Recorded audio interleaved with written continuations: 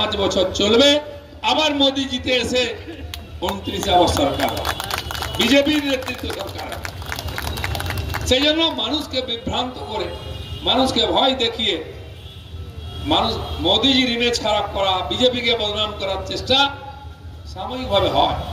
আমাদের দেশের মানুষ সিধা সরল সহজে বিশ্বাস করে না। রাবণ সাধু সেজে গেছিল সীতা হরণ করতে, সীতা মাতা বুঝতে পারেননি, তার কথায় বিশ্বাস করে সেই লক্ষ্মণ রেখা পার হয়েছিলেন, তাই সীতা হরণ হয়ে গেছিল।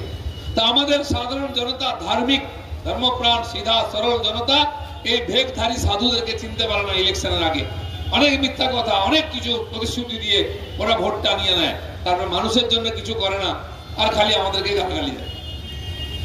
কিন্তু মানুষ কিছু লোক ভুল করে, সবাই ভুল করেনি, তাই এখনো ভোট পার্সেন্টেজ আমাদের বেশি, আমাদের সিট বেশি, সরকার চলছে চলবে। এদেরকে আরো 5 বছর উপবাসী ছারপোকার মতো থাকতে হবে। আজকে একজন নেতা লাল টুপি পরে এসেছেন লখনৌ থেকে, শুনেছেন কিনা? দুবার হেরেছেন উত্তরপ্রদেশে, দুবার সরকার গেছে, তিনি নাকি বিজেপিকে হারাবেন। হেরে যাচ্ছেন সেই 14 সাল থেকে। একবার কোমরটা ঝুঁকে গেছিল, একটু সোজা হয়েছে, আর ফুটানি দেখুন, ये सरकार नहीं चलेगा, हम तो बधाई देते हैं, दीदी ने हरा दिया। अरे किसको हराया? 29টা সিট জিতে হারাচ্ছেন। যখন 32 থেকে 34 থেকে 22-এ এসেছিলেন, গত নির্বাচনে আমরা 18টা জিতেছিলাম, তখন তো বিড়ালের মতো মেও মেও করছিলেন। আজ 29 হয়েছে, আরে আগে তো 34-এ যান, পুরনো রেকর্ডে পৌঁছান, তারপর বড় বড় কথা বলবেন। তাই এবার আবার ডেকেছেন, তারপরে 2 বছর 3 বছর মমতা ব্যানার্জির সঙ্গে যোগাযোগ করে না। কারণ কি?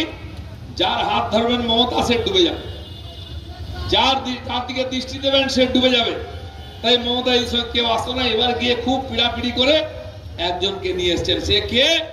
সে 2বার হেরেছে উত্তরপ্রদেশে, 2বার যোগী সরকার হয়েছে, তার কোনো কাজ নেই, বেকার ঘুরে থাকে, বলছে যাই কলকাতা ঘুরে আসে। তো যার কোনো কাজকর্ম নেই, কেউ পুছে না, এরকম নেতা মমতা ব্যানার্জির সঙ্গে আছে। কেন শিবসেনা আসেনি? কেন স্ট্যালিন আসেননি? কেন বিএসপি আসেনি? কেন এনসিপি আসেনি? কেন সিপিএম এর বড় নেতারা কারাত আসেননি বা ইয়েচুরি আসেননি? কারণ মমতা ব্যানার্জি কেউ বিশ্বাস করে না। কোন দিকে কখন পাল্টি মারবেন, কখন কংগ্রেসের সঙ্গে, কখন বিজেপির সঙ্গে, কখন ইনডাইরেক্টলি সিপিএম এর সঙ্গে, কিচ্ছু ভরসা নাই। সেই জন্য আজ মমতা ব্যানার্জি এই অবস্থা, কেউ তার সঙ্গে আসতে চাইছে না।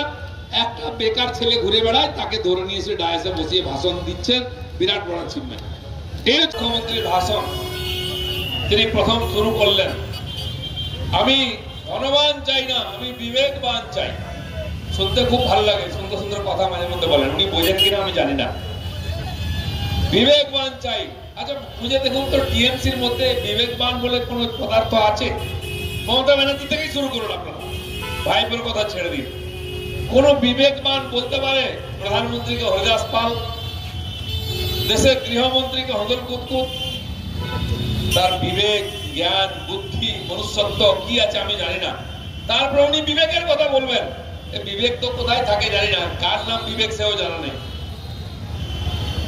একবার রাহুল গান্ধী বলছিলেন যে মোদি সব জায়গায় বলছেন বিকাশ চাই, বিকাশ চাই। কে বিকাশ? কার নাম বিকাশ? তিনি ভাবেন বিকাশ কোন লোক হবে। আমার মনে হয় মমতা ব্যানার্জি বিবেক বলে কাউকে খুঁজছেন বোধহয়। একবার উনি বলেছিলেন বিবেক দা, বিবেকানন্দকে, তো সেই বিবেককে খুঁজছেন। আমি বলি দিদি আপনার বিবেকবান কেমন লোক? আমাদের পাশের জেলা বীরভূমে একজন ছিল, সে এখন তিহারের ভাত খাচ্ছে, কেষ্ট। তার বিবেক দেখেছেন আপনারা? আর তো বাবু লেখাপড়া জানা ভদ্রলোক মানুষ, শিক্ষামন্ত্রী, তিনি এখন ভাত খাচ্ছেন জেলের। শিক্ষামন্ত্রী জেলে, কিরকম বিবেক দেখুন। কমপক্ষে শিক্ষামন্ত্রী তো বিবেকটা আমরা আশা করতে পারি। এই হচ্ছে বিবেকের নমুনা।